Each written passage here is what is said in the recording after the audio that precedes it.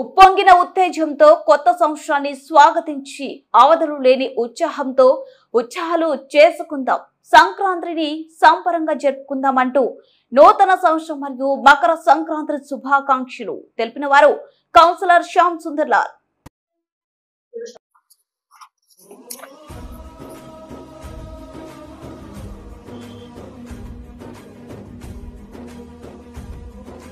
నంద్యాల పట్టణ ప్రజలతో పాటు గౌరవనీయులు రాష్ట్ర మంత్రివర్యులు శ్రీ ఎన్ఎండి ఫరూక్ గారికి, వారి కుమారులు ఎన్ఎండి ఫిరోజ్ గారికి, ఎన్ఎండి ఫయాజ్ గారికి మరియు నా 12వ వార్డు ప్రజలకు, నా సహచర కౌన్సిలర్లకు, నా సహచర పాత్రికేయులకు, నంద్యాల పట్టణ ప్రజలతో పాటు కార్యకర్తలు, తెలుగుదేశం కార్యకర్తలు, నాయకులతో అందరికీ నూతన సంవత్సర మరియు సంక్రాంతి శుభాకాంక్షలు తెలియజేస్తున్నాను.